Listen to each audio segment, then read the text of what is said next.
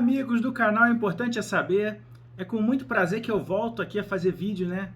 Dessa vez trazendo mais um pouquinho aí da playlist que eu adoro, que é a playlist livros.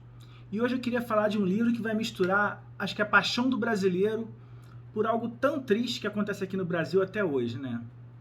E em se tratando de algo em que o brasileiro adora, em algo triste, não teria como não ser diferente, né, gente? O Racismo no Futebol Brasileiro, de Igor Serrano. Esse livro é muito interessante, gente, porque o autor faz uma busca histórica, né? Volta lá ao final do século XIX, desde o surgimento do futebol no Brasil, né? Trazido por Charles Miller, né? Um brasileiro do Brás que vai para a Inglaterra estudar e quando volta, ele volta com um manual de regras, né, do futebol, volta com 2 bolas, chuteira, e enfim, traz o futebol para o Brasil, né, esse esporte que é tão admirado por todos e tão querido, né.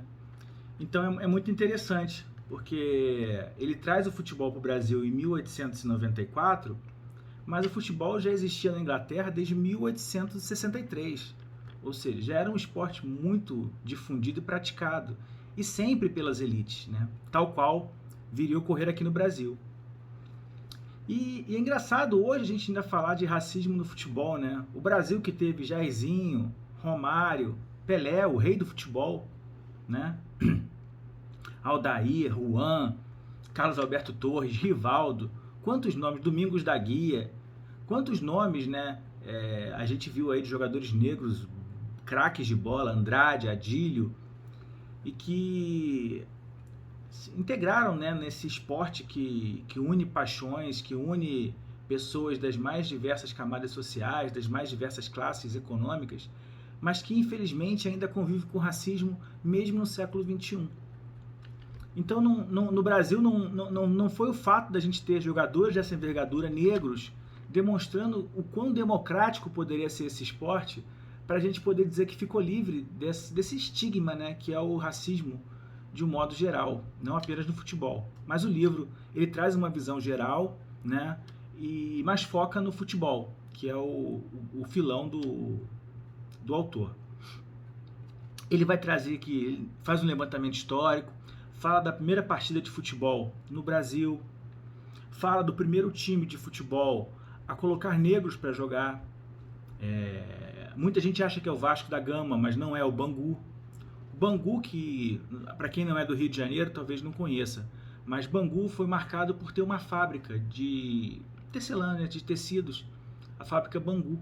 Então muita gente vinha da Inglaterra para cá, os donos eram ingleses, então teve esse intercâmbio muito grande. Então o futebol acabou sendo muito bem aceito, né, pelo corpo de funcionários da fábrica, que mais tarde viriam a criar o Bangu Futebol Clube, que é um time que até hoje disputa o Campeonato Carioca, já foi campeão carioca, o último título dele foi em 1966, se eu não me engano, mas é um time que já foi campeão, foi vice-campeão brasileiro em 1985, perdendo a final para o Curitiba, né?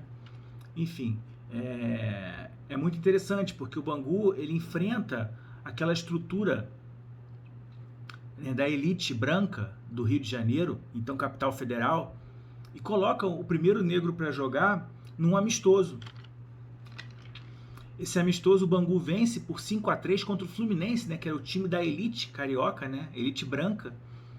E nesse jogo a gente tem o Francisco Carregal, que é o primeiro jogador negro a entrar em campo numa partida de futebol no Brasil. Só que esse jogo era amistoso, tá? Num jogo efetivamente valendo 3, naquela época era 2 pontos, seria o Manuel Maia, né, que seria o primeiro negro a jogar em 1906 no Campeonato Carioca. E o Bangu vem a ser punido depois por insistir em manter jogadores negros.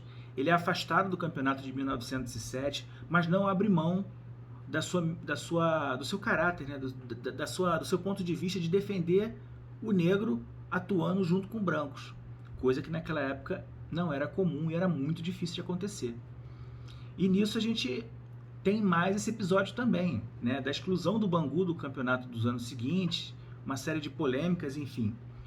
E o autor passa por tudo isso, traz a questão da seleção brasileira, que para mim eu não sabia e foi algo muito triste. Num amistoso que o Brasil disputou com a Argentina em Buenos Aires em 1920. A gente sabe que o povo argentino ele é muito racista. Até hoje tem muitos episódios de racismo entre Brasil e Argentina. Melhorou muito, mas às vezes a gente ainda vê alguma coisa acontecendo. E quando o Brasil chegou a Buenos Aires para jogar esse amistoso, né, já que teria o Campeonato Sul-Americano no ano seguinte, em 1921, os jornais, a imprensa, né, argentina recepcionou o time brasileiro com os seguintes dizeres: macacos em Buenos Aires. Criou aquele clima horrível na seleção, e aí, vamos jogar, não vamos jogar? O técnico acaba montando ali às pressas um time ali com 7 jogadores apenas, e o Brasil vem a perder o jogo de 3-1. Aí você fala, que episódio lamentável, né? Não, gente, isso ainda foi pior, não foi isso. O pior foi o presidente da época, Epitácio Pessoa, que ao invés de se solidarizar com os jogadores brasileiros, né, e representar contra quem fez esse ato de racismo, não. Ele solicita que a CBD, na época, não convocasse jogadores negros para o Sul-Americano de 1921, que seria disputado na Argentina. Ou seja, ele prefere não desagradar a Argentina, ao invés de permitir e lutar para que os jogadores negros fossem convocados, fossem lá e vencessem a Argentina, mostrando que não tem diferença entre brancos e negros. Mas naquela época, né, gente, eram outros pensamentos e eram outras formas de se agir, muito diferente de hoje, pelo menos nesse aspecto. E é isso, gente. Tem muito mais coisa, né? O livro vai falar da fundação dos times de futebol no Brasil. O primeiro time, assim, que até hoje joga futebol em São Paulo foi a Ponte Preta, que é de 1900. O Fluminense no Rio foi em 1902, ou seja, são clubes conhecidos até hoje, né? Que já são aí muito mais que centenários. É muito interessante. O autor ainda vai falar da questão da Copa do Mundo de 1950, da crucificação do goleiro negro Barbosa, né, culpado, onde se ouviu tanta besteira dizer que negros não poderiam jogar no gol. E esse estigma perdurou até muito pouco tempo atrás, né, que a gente teve aí muitos anos sem um goleiro negro. A gente foi romper esse ciclo aí com o Dida, foi do Corinthians, foi do Vitória da Bahia, o Jefferson, goleiro do Botafogo, recentemente também.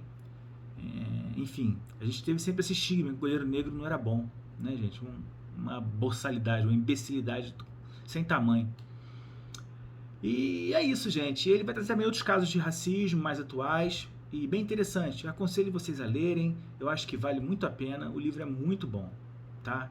Mais uma vez aí, eu agradeço a todo mundo.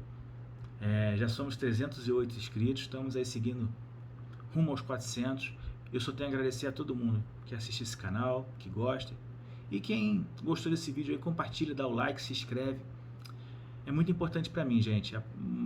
Ver que esse canal pode dar frutos, né, e ter sucesso, me motiva cada vez mais a continuar aqui trazendo conteúdo para vocês. Tá bom? Muito obrigado a todos e até.